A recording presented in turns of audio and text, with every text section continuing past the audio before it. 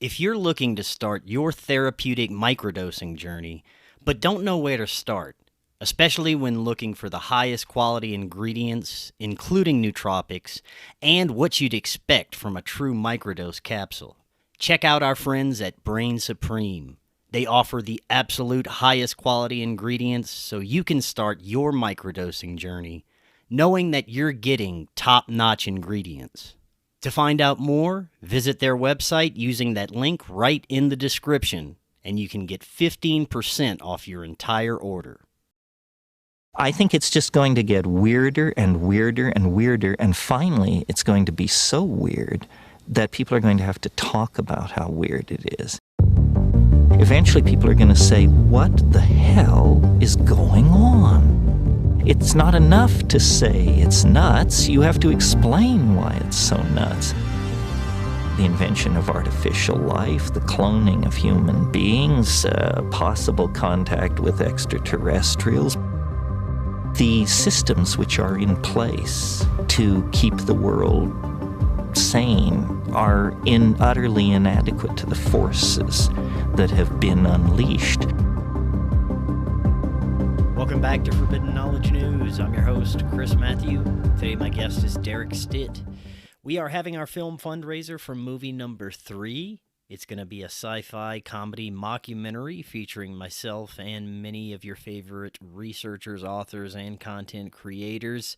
We're going to have fun with this one. It's going to be different than the others that I've done before. If you'd like to make a donation for our fundraiser, please use the link in the description. My films are completely self-funded with the help of your kind donations. Also, be sure and check out my other films. Doors of Perception on Amazon Prime. Occult Louisiana is on Tubi, Roku, Apple, and many more. We are booking guests for January. If you have suggestions or you'd like to be a guest, email me forbiddenknowledgenews@gmail.com. Today I want to welcome Derek Stitt. He is a musician, researcher, and host of Talking Stitt podcast. Derek, welcome. How you doing? What's up, brother, man? Thanks for having me on. Thanks so much for coming on, man. Ready to get into this? Today you wanted to discuss the layers of strangeness surrounding the music industry, corruption, strange occult symbolism and rituals, untimely deaths, mind control, intelligence fingerprints.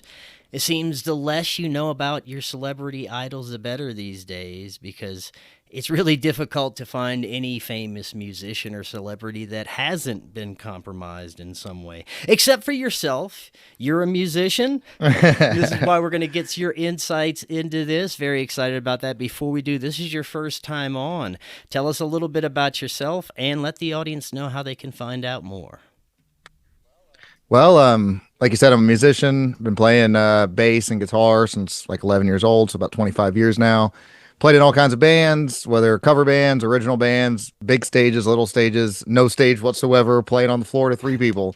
And anyways, just always questioned weird stuff in the world. And so as kind of the podcast thing was taking off and more, I've always been into conspiracies, basically, like music and conspiracies. And that's kind of what we're going to get in today because they kind of go hand in hand. But so long story short, basically being in the music world and then meeting all kinds of different people along the way and stuff, you start meeting all these different minds, whether they're good minds or bad minds. And then you just kind of, my questioning of everything else got a little more and more, and then decided one day to hit record on a laptop and started talking shit. So that's my show, Talking Stitt. And yeah, talk to musicians, actors, comedians, conspiracy theorists, all the above, the whole gambit. How did your journey of awareness come to fruition? Was it through the music? Was it through research or any specific events or unfoldings that happened in your life? Well, I always had like a curious mind from like being a kid. So I'll honestly say it started with getting a library card and so I was going and finding like, the Bermuda Triangle. So I was born in 89. So let's say 5-6 years old, checking out books at the library, mid 90s. Right. And so Bigfoot, Bermuda Triangle, aliens. I was there with you, man. I wasn't completely into, like, I didn't understand or know of the occult stuff yet or any of the government stuff or geopolitics, but just weird stuff you'd see in a movie like, whoa, aliens are kind of cool. Whoa, Bigfoot, who the hell's this guy? And So that kind of started my journey. And then, like I said, as you started playing music and playing in bands and bumping elbows and smoking joints outside by the dumpster with people and just having weird conversations, you start to get little tidbits of stuff along the way of like, Dog Man, what the hell is Dog Man? I just thought my friend was stoned, man, you know? And then it's like you start like researching little things and then you go, whoa, that is kind of weird. So I like I said, kind of the basics, but UFOs, Bermuda Triangle, and Bigfoot really started it for me. Right on. Earlier, we were briefly discussing the state of the music industry. What are your thoughts on where it's gone versus the time frame where you grew up and first became interested in music? You know, it's a weird, like, me and my wife, I was talking about the other day, like out of a nostalgia thing. In the 90s and early 2000s, when all my friends were listening to Corn or Limp Bizkit or things like that, then and it's not that I wouldn't listen to it. I was around it because my friends were listening, but I was growing up with like 70s and 60s and classic rock because my dad and everything. So it's this weird thing where one day, like I was alluding to you before we started recording, like one day after like post 9/11, which is such a weird thing, but it's where I can put the timestamp on it, is like, where did all our decade differences go? Where did the shift of like, okay, 80s are over, so we're not dressing up like flamboyant males with extreme guitar solos. No more guitar solos, flannel, and depression is in. You know, it's like each decade was a different culture shift, but then it's strange that, like I said, post 9/11, post 2000, we just kind of, it's just turned into this weird blob. And even people are saying like time feels like it's speeding up, or and then time and rhythm, notes and harmony, vibrations, they all go within music as well. So I don't know if there's really anything to that, but it's just a strange thing I've been kind of thinking about lately. Within that paradigm, the industry has changed tremendously from what I understand.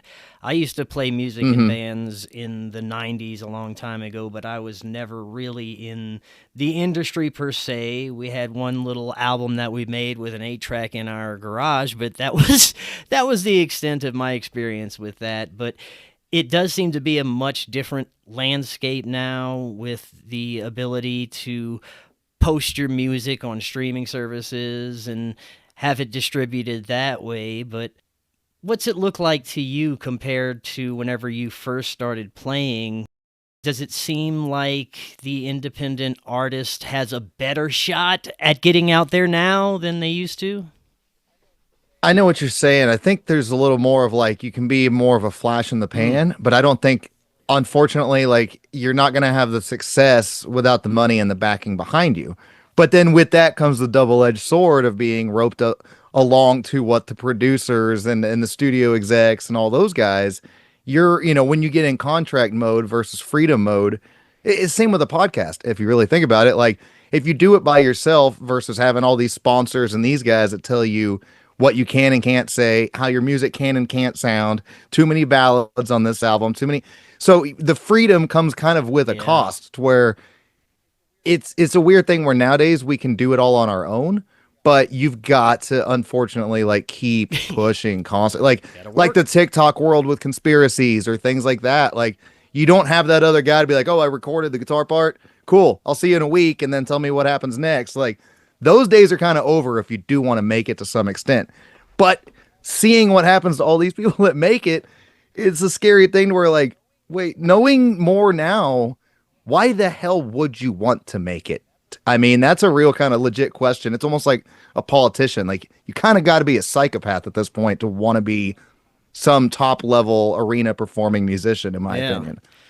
When it comes to the corruption of the music industry or even music in general, maybe we could even go back to the changing of tuning from 432 to 440 hertz. Yes. But where do you want to start when we're looking at the earliest manifestations of this toxic music industry?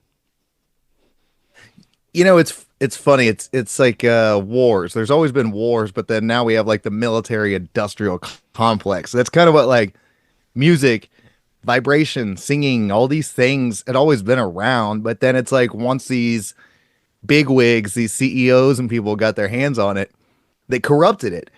And then it really goes into the idea of kind of like a cult of conspiracy too, or not conspiracy, but cult of personality of like how, like I was saying, the different shifts between decades, how they can just change everybody, whether it's gangster rap, whether it's Yeah. disco, whether it's hippies.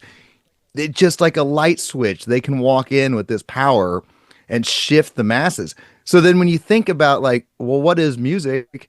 It's vibrations and energy and stuff. So if there's good vibrations, negative vibrations in the world, then once you get those dickhead CEO guys controlling things, why would they not start pushing the negative? I mean, like I said, think of what gangster rap did to black communities versus like early 80s, kind of rap and hip hop and Grandmaster Flash and things like that. Like, you're like, well, this is cool. And then all of a sudden it became very dark and negative. Like the negative Yeah. energy was put into it. It's so, man, I don't know. I really think there's just this controlling hand that knows more about not just the business side, but they understand that tuning, vibrations, frequencies, those things, and they know how to manipulate the masses. Think of the Astro World, Travis Scott situation. People start turning into a hive mind and pulsing and going. It's weird because when it's good, it's beautiful.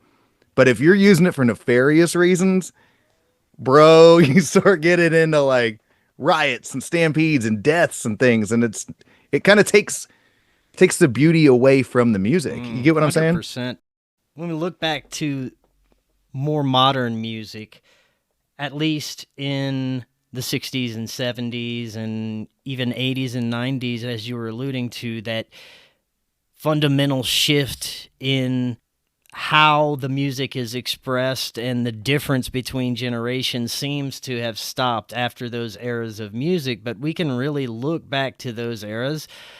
I grew up in the 80s and 90s, so a lot of that music is near and dear to my heart, but it does have a lot different feel to it than today's modern music. But even then, when you look into the artists and the studios and the production and the way that it was pushed upon the masses, I can look back and see how I was swayed even into the punk rock music and identified as part of that punk rock generation and the culture. It was very immersive, and the music was really at the heart of it. They figured out how to weaponize that ultimately, and I'm not saying that all genres of music are specifically weaponized and used for culture creation, but we can definitely tell the ones Correct. that are, and I would say pop music is at the top of that list there. Yeah, dude. And just one tiny little sad caveat. You were like bringing up punk music. And so I wouldn't necessarily consider Rage Against the Machine punk music. It was kind of punk ideology, like stand up, big middle finger to the system, all that. And then you see like the fakeness of how some of these, like not every group over the years has been manipulated or, been a fake thing like Backstreet Boys and whatnot.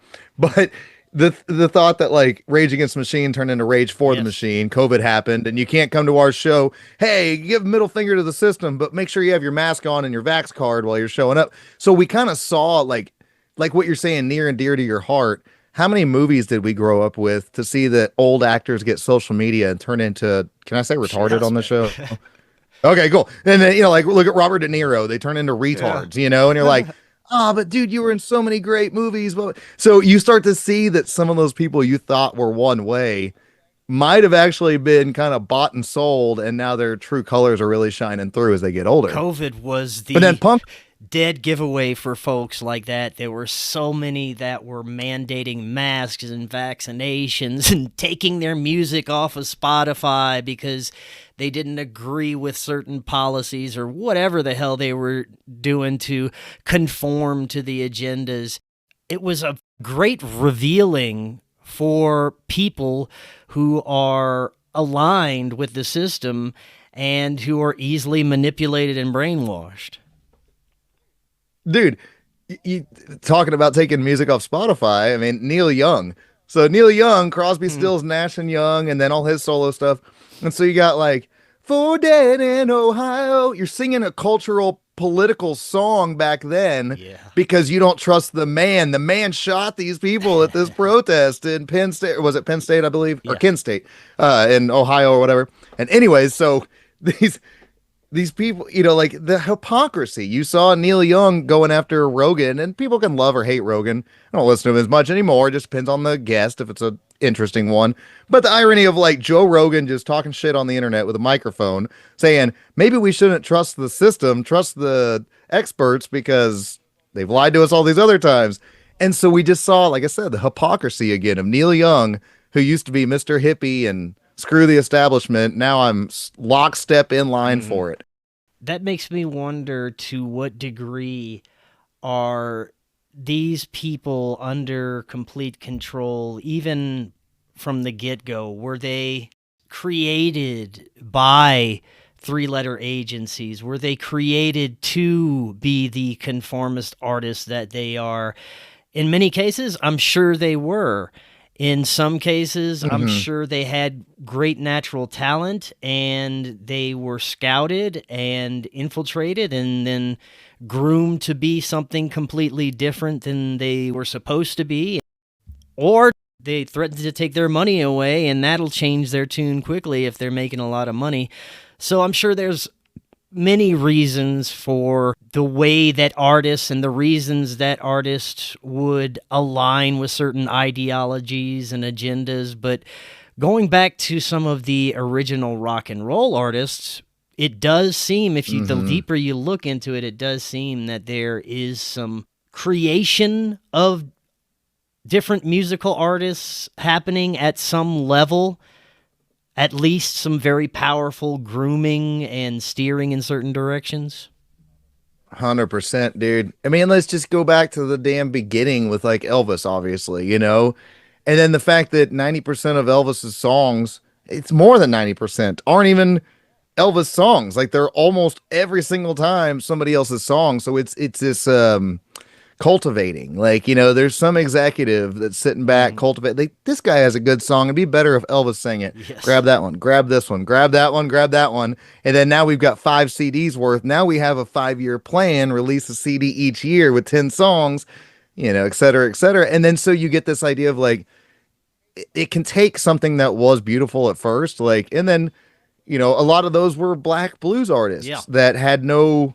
And it doesn't have to turn into like a civil rights thing, but it's like, yeah, a lot of those guys at the time didn't really have some of the same rights. So they were able to just get ripped off. They could write great music, and then some big fat white guy could walk in smoking a cigar and be like, hey, I like that song. Send it to his guy. So you see it from the beginning that it's always been kind of co-opted. Elvis is a strange one because the more you learn about him, the more you're like, kind of fuck this guy. But you also are...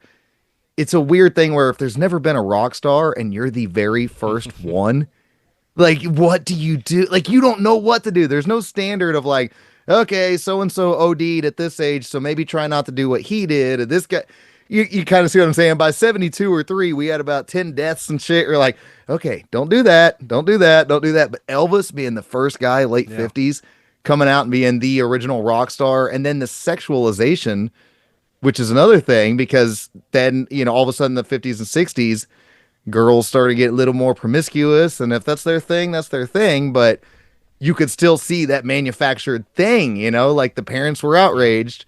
The let's say, okay, so baby boomers, would that be the ones coming from post World War II? Or would they be the kids of World War II? Does that make sense? Anyways, the kids of those kids are the rebellious ones of the 50s and 60s, basically. And so it went from old school traditionalism in the country to like, let's just go wild and, get crazy. And so all the tropes and stereotypes of reefer madness, and then, the sexualization, I don't know. I'm just kind of rambling, but I'm just saying, yeah, you could see that manufactured hand coming in and changing everything by the time 62, 63, back to another cultural shift. Kennedy's assassination, like basically around there is when shit got really funky in the Americas. Yeah, I talked to quite a few guests recently about the 3 psychological operations that happened in modern history that were able to really steer society in major ways. JFK assassination, 9/11, and COVID. That's a completely different topic, but you're right. Each generation has a certain level of degradation when it comes to its morality, its connection to spirituality, its connection to nature. We become more and more reliant on technology. The level of morality for most of society has degraded severely since, say, the 1950s, during the era of Elvis, which I believe you're correct, really kicked off this sexualization in the entertainment business and normalization of that type of thing, to where each generation it would get more risque and they would allow a little bit more to be shown on television and it would become more acceptable, just like every other debaucherous agenda that's coming out these days.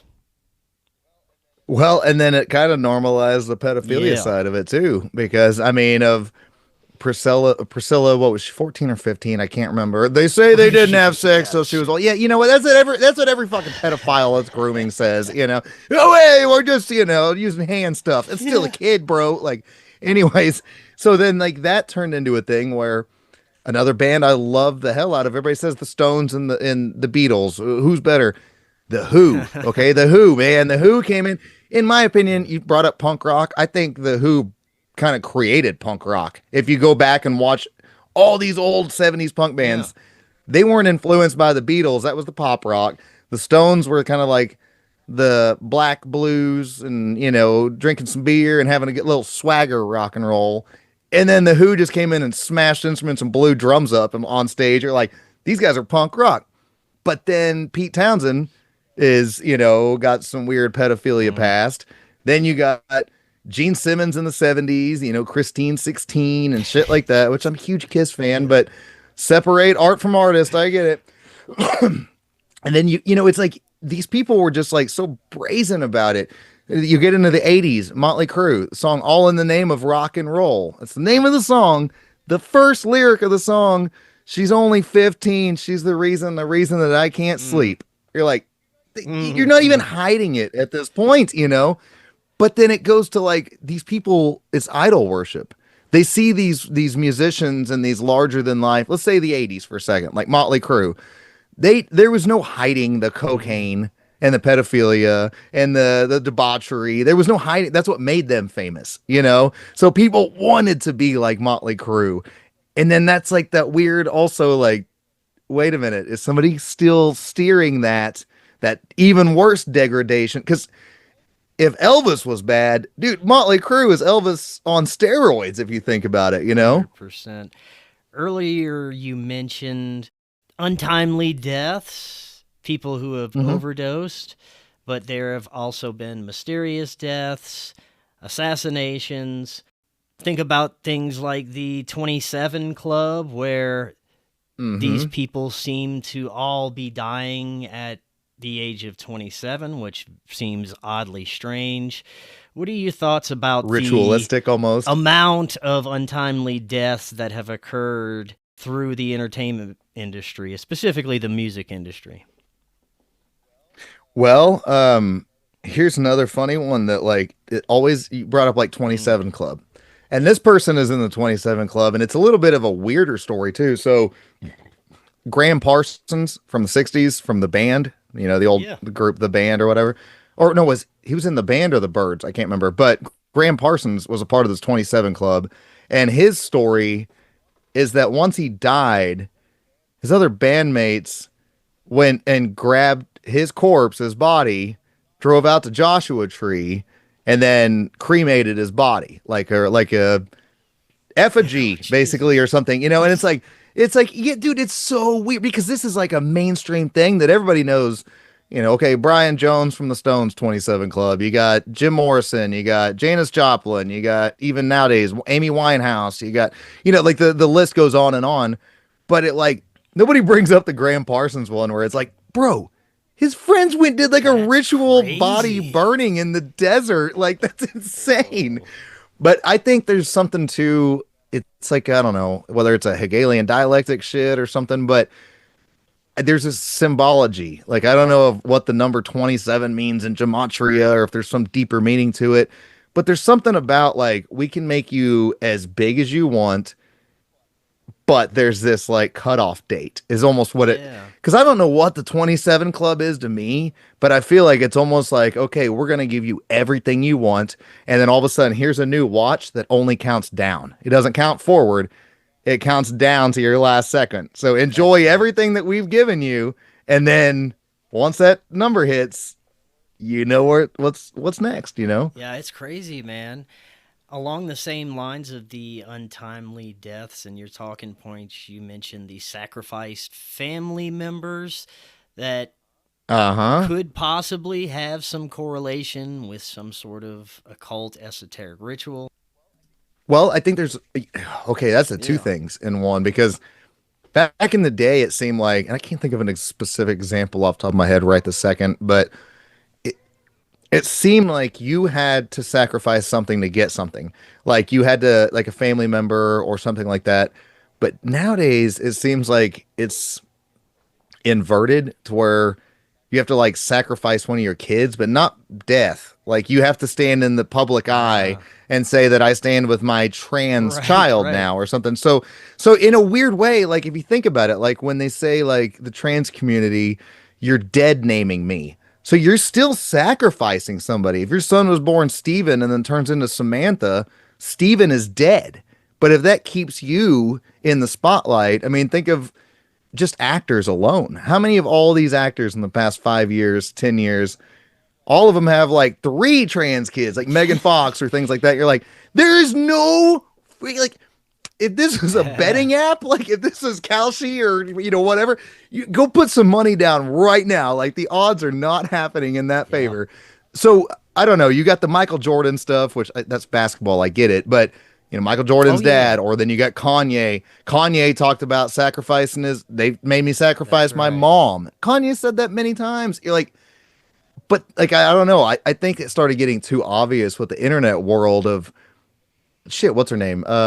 Sorry, I'm rambling like Kurt Metzger. I got so much shit going on in my head. Lady Gaga but you got other Lady Gaga. That's who I was gonna say. Yes, like had somebody else sacrificed that she basically like stole her entire persona and everything. After I don't remember the story, but somebody falling to their death off of a building, a balcony situation, and you're like, ooh, falling from grace, and I'll take your persona and carry it on from here. And dude, I don't know. I think that with the problem with sex, drugs, and rock and roll is so many people are just ready to be famous that if it literally means throwing your friend under a literal bus, like they're going to take that because they're just psychopath narcissists anyways.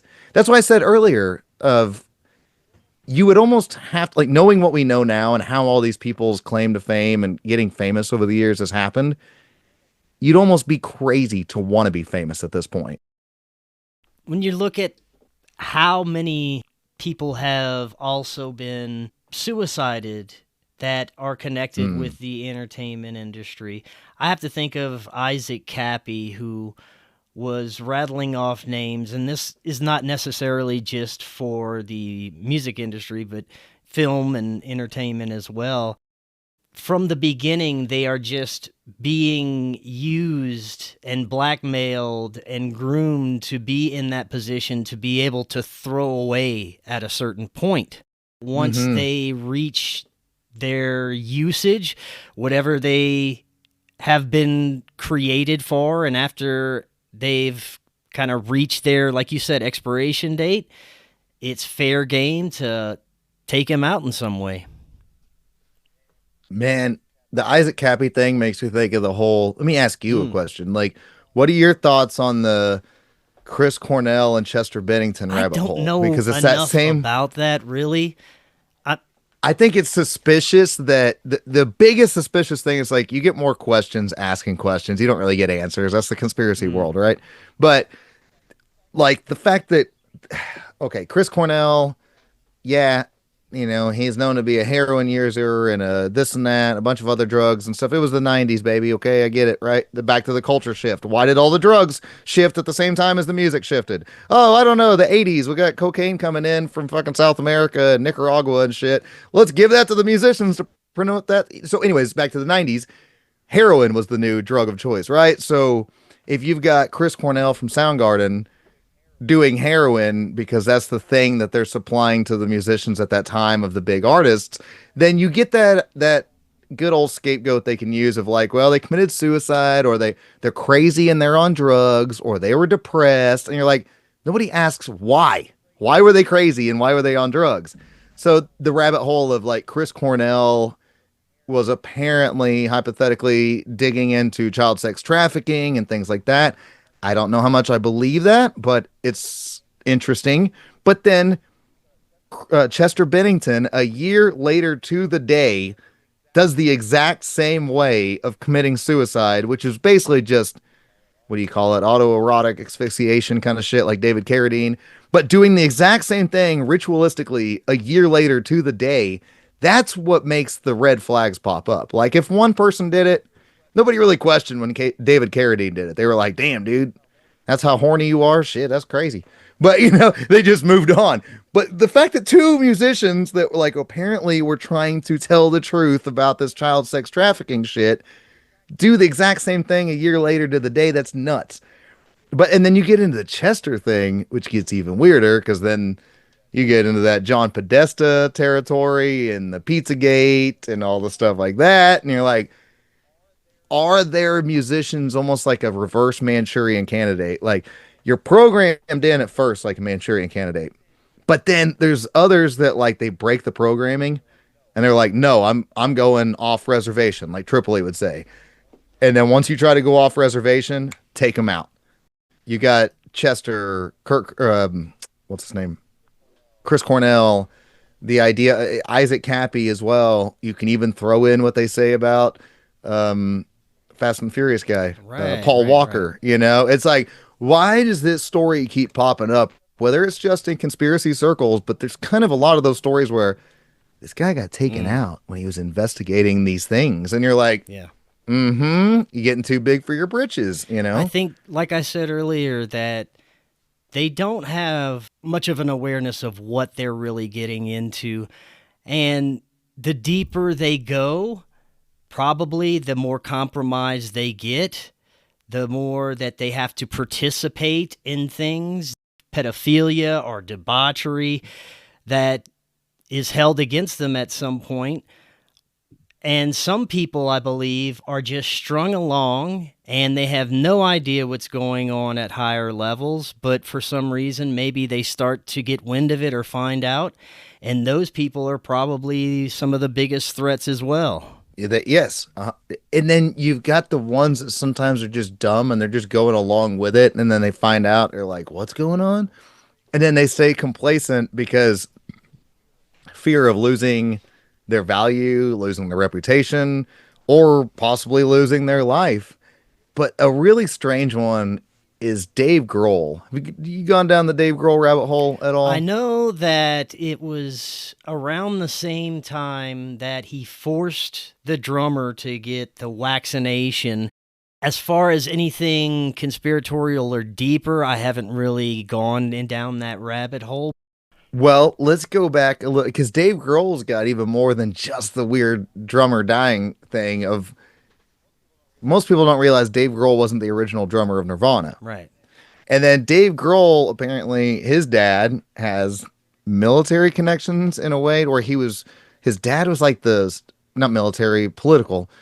His dad was like the speechwriter or something like that for Ronald Reagan. Okay. The 80s. So then we see that weird connection again. Oh, wait, you're just placed in there.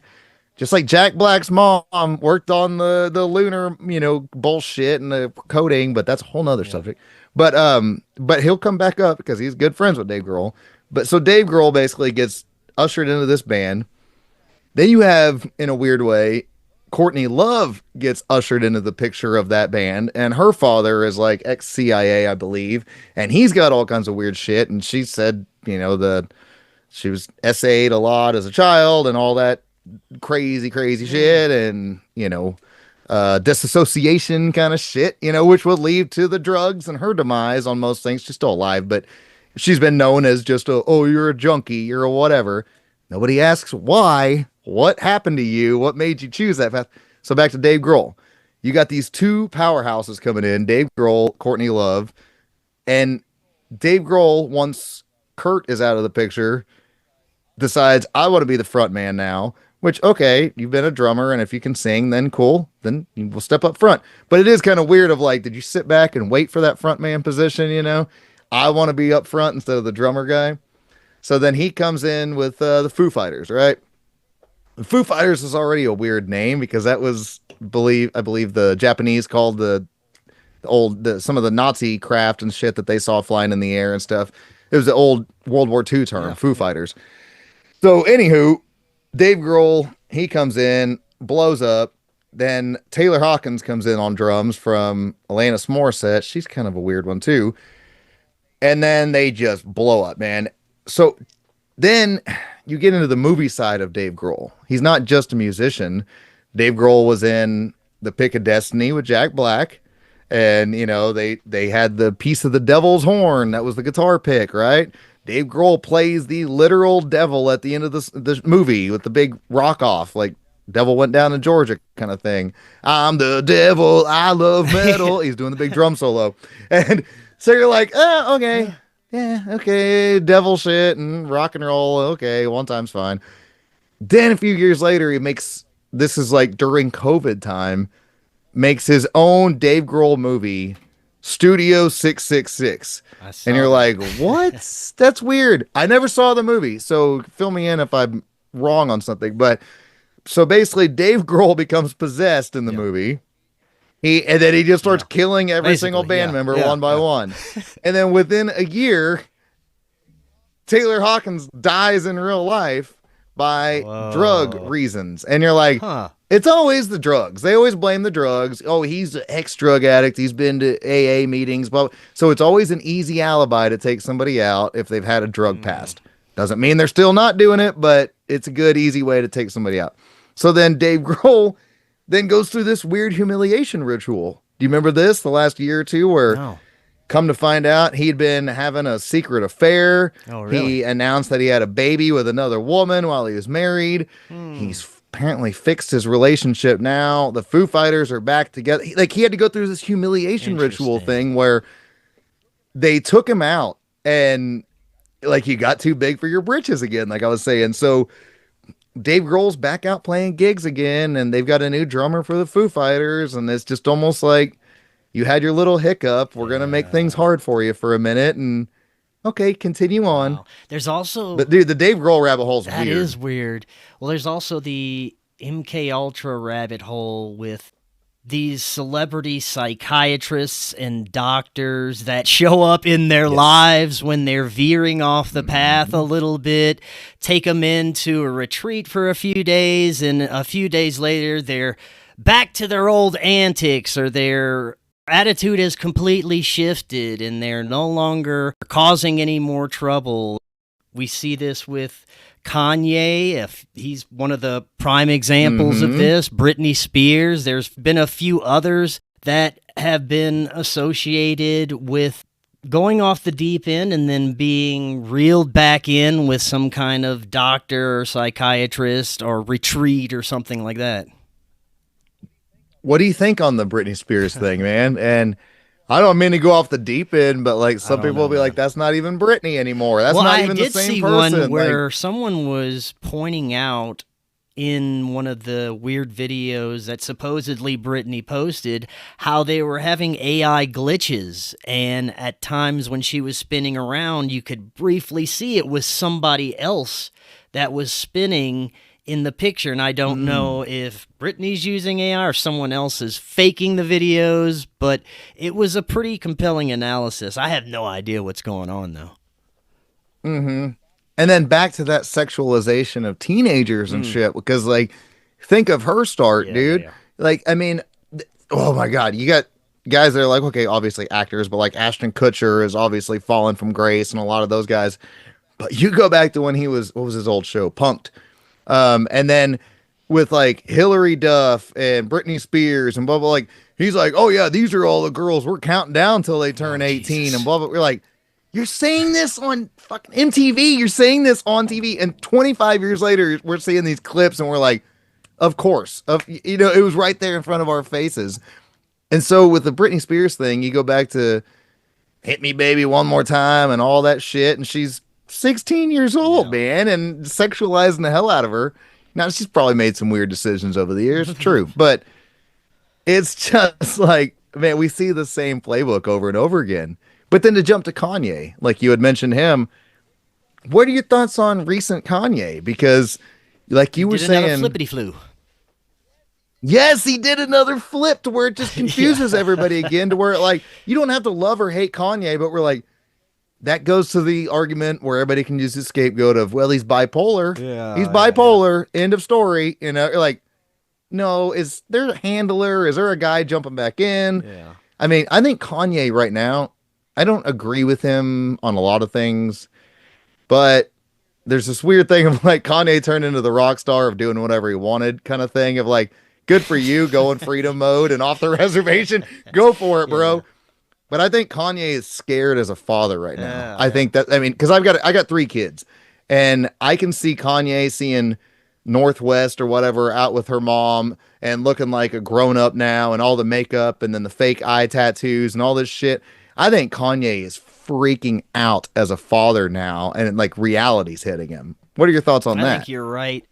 He is either afraid for his life, or maybe he's wanting to get back in that limelight somehow, or he got a visit from Dr. Frankenstein and they did some mind fucks to him or whatever they do. It could be a lot of stuff.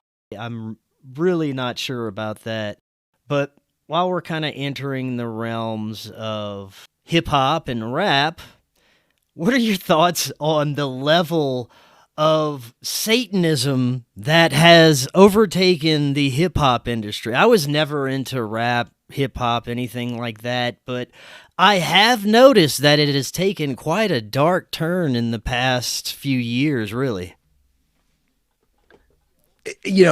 I think that's, I was bringing up like gangster rap and shit like that in the 90s and earlier, and so I think it's this weird thing of the positivity of the 70s and 80s of like underground original rap and hip hop and stuff like that, when it was first coming out.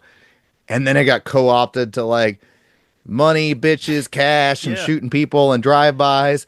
And you're like, well, that's not satanic. That's just still really shitty behavior. But I feel like it was almost like one step after another step to where it's like, if we can get that idea out there to like just get everybody to rebel against everything, there's God above. He's not going to agree with you out there. Just drive by, pop, pop, pop, pop with your Mac 10 and shit. But it's like, well, whatever. I'm going to get mine and get my money and get my whatever and get my bitches and hoes and shit. It became this idea to where it was like, oh, like seductively satanic without knowing it's satanic. Because then it turns into do what thou wilt. And it's some Crowley shit, It's like, but they didn't just come out and say it right out the gate. They just gave you the idea of like, hey, man, the world's out to get you. Just get your own and you'll be happy. Just get your money, get your bitches, get some cool guns and cars. And then you're like, well, then that's extremely narcissistic and do what thou wilt. Now it's blatant. It's blatant with not just Satanism, but the over-sexualization of shit. I mean, you've got... And then that gets into the idea of like Baphomet and stuff, because you get what's retard's name? Little Nas X, like doing lap dances on the devil and shit. And you're like, and then Sam Smith and all these, Travis Scott, like the Astro World thing, which I brought up earlier. That is a weird rabbit hole to go down of the big mouth you walk through and everything else that goes with it. You're like, dude, of course people died here. Like, you shouldn't have walked in the door on any of these places. Like, the red flags are through the roof at this point. And I think they're just making, no offense to anybody that likes modern hip hop and rap music, but I think they're making dumb music for dumb people. Back to that, taking control of the energy and the frequency. Because, say, like, my favorite guitar player, Eddie Van Halen, okay? Eddie Van Halen, for all of his life, everybody knows him.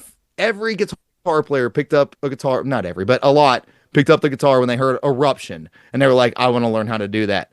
Anytime Eddie was asked about it 40 years later, he's like, dude, I can't listen to it anymore because I hit so many wrong notes. But those wrong notes, those imperfections are what made it real, is my point. Yeah. Because it was still like, it was wrong, but it was raw. Nowadays, we see that it's so manufactured. It's like the writing is on the wall, the red flags are everywhere, that, like I said, dumb music for dumb people. And I mean no disrespect, but they're manipulating minds with, think of just how music is. Boom, boom, boom, boom, boom. It's just droning tones. So if you know that certain tones like hemi-sync and things like that, you can hear certain tones put you in a good mood, certain tones put you in a bad mood. That's all modern music is now. It's just droning tones. Mumble rap. To aggravate people. Yeah, mumble rap. They're not even listening to the rap. They're hypnotized by the music behind the rap. You get what I'm saying? It's pretty awful. That's why it's crappy music, because whoever's the producer back there knows how to make these 3 semitones or whatever. We just drag it out for 20 seconds on each one of them, and it changes moods. In your talking points, you have the Eyes Wide Shut style ditty parties. Beyond what's happened with Puff Daddy and some of the allegations, what are your thoughts on what could be happening at some of those other kinky type of get-togethers? Well, man, you get into like right now currently, and you got like your Sabrina Carpenters and I've stuff been like hearing that. a lot about and her. What's up with her, man? I don't know a whole lot about her, but they're back to the weird sexualization of children. I don't care if she's 24, 25, 40, or however old she looks like she's 12 years old.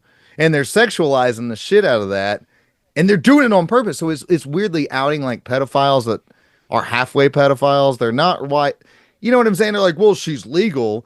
Yeah, but you're turned on because she looks 12 or 13 years old. So like the Jenna Ortega and shit like that kind of thing, where you're like, well, that's a borderline. I think, dude, these Eyes Wide Shut parties, I don't know, man. We get into the Epstein style shit. We get into the Diddy stuff. I think those parties still exist. Of course, and yeah.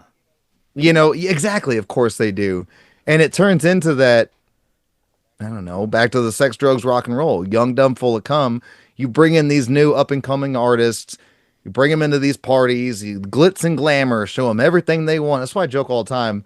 I'm like, oh, I'm glad I never got famous, you know, because I'd have probably had a coke problem and whatever else. And I wouldn't be, you know, touching kids or nothing like that, but it's just still like they're going to have some kind of blackmail or compromising shit against you. But that's never going to end. It's still going to be there, to where you got 50 Cent with his new documentary that I've watched half of it on Diddy. It's actually pretty damn good. Diddy's trying to do a cease and desist order on it. You've got Marlon Wayans and a bunch of other black actors and close friends with Diddy coming out dismissing 50 Cent, not Diddy. Oh, really? The black famous community right now is going after 50 for throwing another black man under the bus. And you're like, oh, so Diddy's like, oh, or 50's like, okay, Marlon Wayans, you're going to call me out. Here's all your old posts from 15, 20 years ago. Ain't nothing like a Diddy party. Oh, here's me and Diddy partying. Oh, here's me in my underwear at a Diddy party. You're like, you guys are all trying to save face right now. And I don't know, dude. I don't know who's running the parties nowadays, but I know they're still going on. You know, it's that, how badly do you want to be in this club? Have you looked at all into the possibility of Garth Brooks being a serial killer? I did, out of laughing. And I'm also from Oklahoma, and so is Garth Brooks, right? So it started with the Tom Segura joke, right? And then Tom Segura started this hashtag of Garth, where are the bodies, or whatever the exact one was. And then what's weird about it is that Garth Brooks apparently addressed it, like in an interview, like just a few weeks ago. Dude, somebody asked him, some random like young guy, like, I don't know, he was at like an award show or a, you know, hey Garth, I got a question for you, you know, like just a microphone on your phone. And they're like, what are your thoughts on the Garth, where are the bodies hashtag thing? And I can't remember his exact words, but like you can look up the video. He just like basically stares right at the camera and like really menacingly says something along the lines of like, shit, I can't remember off the top of my head, but something along like you'll never Oh, know, shit. or something Kevin Spacey. Well, Kevin Spacey's got all those weird Yeah, accusations, and then he just like doubles down on it, and you're like, are you acting or are you like, are you threatening me? I see those eyes, dude. So, what are your thoughts on Garth I don't Brooks? know, man. I know he stole. You ever heard of Chris Ledoux, old '80s and early '90s country No. artist? He didn't die by Garth Brooks. Garth didn't bury him, allegedly. No, I'm joking. But Garth Brooks, once like the Lady Gaga thing, everything that Garth Brooks was known for, the zip lines and all this shit, Chris Ledoux was a straight up real what do you call it? Rodeo rider. Bad motherfucker, a bunch of belts. He was super cool. But he was like the rock star rodeo country guy. And then Garth Brooks stole his entire show. Everything. Like people compare video to video and you're like, it's obvious. And then Garth Brooks blows up. So back to like the Lady Gaga thing. But where do you think Garth hid the body? Is it in Oklahoma? It's a or crazy did he thing, hide him man. in Cuba? I'd be interested in having the guy that recently wrote a satire, quote unquote, book about it. I forget his name, but I tried to reach out. I haven't heard anything. Hopefully he'll come on the show and talk a little bit more about, because he's done some pretty deep research into the whole thing. I want to go back to some of the stranger possibilities as it relates to the entertainment industry and celebrities.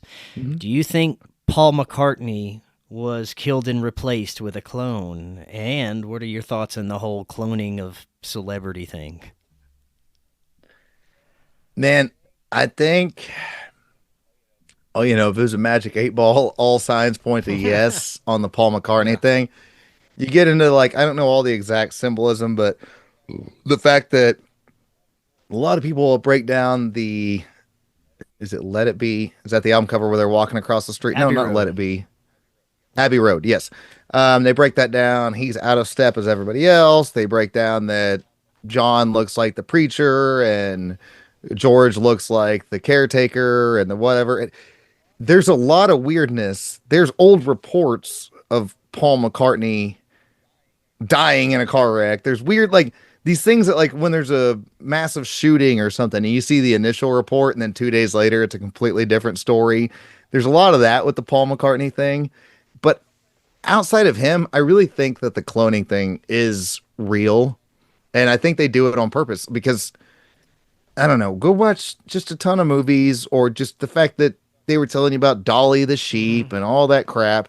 If they're telling you about that decades ago, then they're already decades ahead of that anyways. And then decades later, they're half a century ahead of it now, if not a whole century. So what is it? I think it's Resident Evil 3, the movie. Not really that great, but one of the opening moments of that movie is Alice, which is Mila Jovovich, or however you say her name. They're trying to recreate another one because they realized how badass she was. So you see Alice waking up like the first movie, and you're like, whoa, this is weird. Is this a flashback? And then she dies down this hallway. Some laser cuts her head off or something weird. And then you see him toss out the body, and then the next one wakes up. They're just trying to replicate the same one. So with the music industry at this point, I wouldn't doubt it that, I don't know, man. I don't know if I'm completely committed to it, but I wouldn't doubt it that I don't know. Nothing in the world makes sense anymore, but something like that would make sense. Just keep a narrative alive, Well, earlier we were touching on the state of our modern music industry. As far as technology in music goes, for example, AI, I cannot even listen to any of that. It's just, it doesn't have any heart and soul. It doesn't bring out any emotion to me. Anytime anyone has played AI music for me, it's just doesn't sound good. I don't enjoy it. What are your thoughts on AI music and how people have been using AI and the future of AI as well? I think that I'm with you on. I will say there's like 2 or 3 AI songs that I'm like, whoa, where I'm like, that actually kind of caught my attention because we hear so many of them now. One is, I'll send you the links on both of these, dude. 50 Cent, Many Men in like a hair metal version, and it's like epic as shit and awesome guitar solo. You're like, Now, no don't get way, me this wrong. is The songs are insane. clever And then, and The melody's right. good, but there's just something missing in my perspective. You know, it's still something else. Yes, exactly. It's not an original new thing. Yes. I think we've been desensitized and almost programmed for this for the last 25 years or so, since we went from analog. You'll understand this as a musician. We went from analog recording to digital recording. And dude, I've recorded a few CDs with different bands over the years. I've done multiple recording shit, singles and whatever. What I'm saying is, you go in there and you realize when the guy is recording old school analog, you're like, this is fucking amazing. Like, this feels real. This feels good. And then when you hear a good recording you did that's all digital, it still already felt like it was losing soul. Like, we're still the people, the musicians, the literal people recording it. But then now we're at the point where we've gotten so used to that digital recording style to where it's taken the soul out of it. Whatever was left is gone now. Because, like I said, back to that Eddie Van Halen and stuff like that, your imperfections is what, weirdly, why people loved a lot of albums back in the day. Randy Rhoads, Eddie Van Halen, guys like that. Yeah, they're shredders, but they're still going to hit a wrong note. They're not going to go re-record a 5-minute song because after post 2003 and 5, you can just go record 5-second segments. Yeah. You know what I mean? Like, you could go in and just make sound bites of a 3-minute song. Oh, I missed a note. Start it all over. No, we'll just rewind you 5 seconds. You just jump back in. So it turned into that same, you kind of see where I'm going with that, where they desensitized us to where now AI music is taking over. And literally, like, there was an AI country song that went to #1 and stuff like that on the charts. And you're like, I feel like we reap what we sow, man. We kind of asked for it. We took the originality out of music. And then now everybody that actually does originally write music that get propped up, your big pop artists and stuff, they suck anyways. So in a weird negative way, I feel like the next transition is screw it. Just make fake music. I feel that no matter how beneficial some might think AI is, it's too slippery of a slope. The implications are too dangerous, and it's already being used for nefarious purposes. I don't see us being able to put the reins on this, in a sense, because I think it's already beyond what we'd be able to control. I think that maybe less participation might be the answer. I don't know what it is at this point, but in my perspective, I don't think we need that level of technology to thrive as humans, but that's just me. To close out, what are your final thoughts? Anything we didn't cover yet?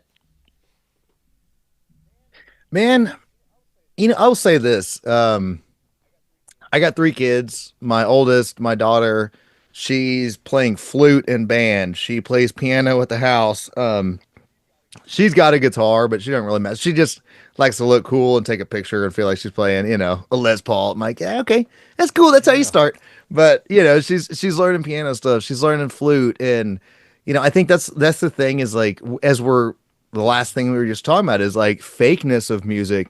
And then the lack of just soul and real heartfelt emotion in songs. Like, teach your kids, man. Like, I don't know. It's gonna die if we don't keep it alive, you know. And I don't mean to I get black-pilled by the end of every damn episode, but I'm saying, like, if we don't keep music alive and keep real people and their real emotions and their real fingertips touching a guitar string or hitting on a drumstick, and we're gonna lose the weirdness of originality, because the AI is taking over, and that can be a whole nother episode. But just on the sense of music, we're about to be replaced by the damn Terminator. So pick up a guitar, learn some Rolling Stones. They might have been into Occult shit. Learn some Led Zeppelin. They might have been into Occult shit. I don't know. They were all into some weird shit. But regardless, you know, go put some fingers to strings and make some vibrations. Exactly. You know, it's like, whether they were tapping into the wrong ethers or whatever they were doing, had some cool songs, man. So the music was actually real back then, is my point. You know, it's you could go type in a prompt and write me a Led Zeppelin style-esque song for, you know, very similar to the Rain song. And you're like, okay, Jimmy Page might have bought Aleister Crowley's mansion, but go listen to Jimmy Page's acoustic playing on the Rain song in open D tuning or whatever it is, and you're like, it's beautiful. It is beautiful. So we've kind of lost that original spark of humanity, let's just say, in just the music realm alone. But yeah, I don't know. Like I said, I ramble, but dude, my point is just don't let the robots take over music. I mean, there's been a bunch of pedophiles and all the others that have taken over it before, but that's the cool thing about it, is the alluding to punk rock or whatever. You can hate your dad and go plug in a guitar and make some noise, and you forget about it. You write a cool ass song out of your frustrations, out of your, worst downtime of life. Like, bring emotion back to music. That's what I'm trying to say. Has healing powers. For me, there's been moments, the worst moments of my life, where the right song will change my perspective enough to get me going and get me past whatever kind of bullshit I'm going through. So music is powerful. Let's not lose that, right? Mm-hmm. Yeah, dude. My 3 favorite bands, Boston, Thin Lizzy, and Van Halen. So go put on Boston, Don't Look Back, listen to the lyrics, drive your car, try not to go over the speed limit, but just go listen to the lyrics and all the guitar layers and shit on that song and all the harmonies, and you're going to go, this is what I needed today, Right on, man. Derek, thank you so much. Before I let you go, remind the audience how they can find more about you and get some talking Stitt. Chris, love you, brother. I'm glad we've made connections and made this work, and you were on my show about 5-6 weeks ago. So yeah, Talking Stitt. You can find me on Spotify, YouTube, and Rumble, TikTok, and then you can find me under Derek Stitt on Instagram and Facebook. Mostly active on Facebook, Boomer Central, but it's all good. Awesome, man. Well, we'll be doing this again for sure. And until next time, everyone, have an excellent evening. We'll talk again tomorrow. Hello, friends. I am so excited to tell you about Independent Media Token. Independent Media Token is a brand new way to show your support for independent media without having to donate a dime. Independent Media Token is a cryptocurrency on the Solana blockchain designed to generate funds to promote and foster the growth of independent content creators, allowing them to engage in their art without having to worry about being demonetized. Through a network of media partners, of which you yourself can become a part of, Independent Media Token's goal is to ensure the powers that be can never cut off all of our areas of funding and censor the only free voices left in the world. Join the movement today. You can pick up Independent Media Token using Phantom Wallet or the Solana wallet of your choice, where you can easily swap your Solana for IMT. Grab some IMT today and remember to always know your team. To learn more, visit independentmediatoken.com or use the link right in the description. Are you and your family prepared for an emergency? Maybe the fake alien invasion? Now is the time to prepare yourself and your family for any event. Check out Prep Starts Now. Their mission is to provide high-quality preparedness products that empower individuals and families to be ready for any situation. They're committed to delivering reliable, trusted gear to ensure your safety, security, and peace of mind in times of need. Their product selection is carefully curated to provide you with the essential gear you need to stay prepared. From emergency kits to tactical tools, every item is chosen for its reliability and practicality.